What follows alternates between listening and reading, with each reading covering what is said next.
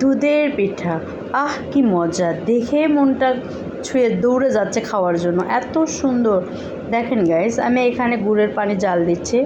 এখানে গুড় দিয়ে তার মধ্যে তেজপাতা দিয়েছি, মশলা দিয়েছি, একটু হচ্ছে সাদা এলাচ দিয়েছি, আর এখানে দুধ আমি জাল দিয়ে নিয়েছি। আর এই যে দেখেন, আমি অনেক কষ্ট করে এক হাতে মোবাইল ধরে আরেক হাত দিয়ে নারকেল কাটছি, কারণ আমি আবার নারকেলটা এরকম মানে একটু দানা দানা থাকবে, চিবিয়ে খেতে ভালো লাগে। মানে নারকেল কুড়িয়ে দেয় অনেকেই, ওইটা আমার পছন্দ না। আমার ছোট ছোট করে কেটে দিলে এটা ভালো লাগে, দাঁতের নিচে পড়ে আর খাইতে অনেক টেস্ট লাগে। এই যে আমার পিঠা দেখেন, পিঠার আয়োজন চলে এসেছে।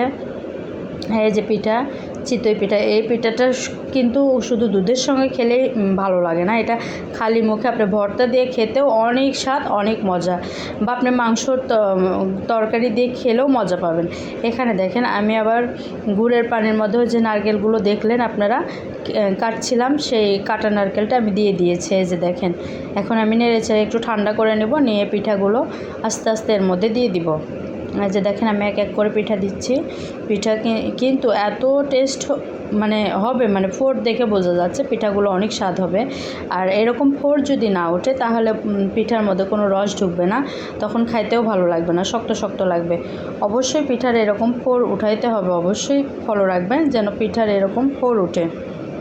এরপরে আমি এক এক করে নামিয়ে দিচ্ছি সবগুলো পিঠা। দেখেন, এখানে আমার কাছে 15টার মতো পিঠা ছিল, তো একটা আবার আমি ভর্তা দিয়ে খেয়েছি, আর 14টা পিঠা এখানে ভিজাইছি। এই যে দেখেন, আর এখানে দেখতে পাচ্ছেন দুধ আমি এখন দিয়ে দেবো এর মধ্যে।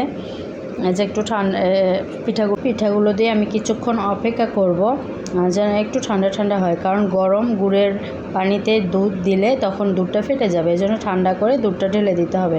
এই যে দেখেন, মজাদার দুধের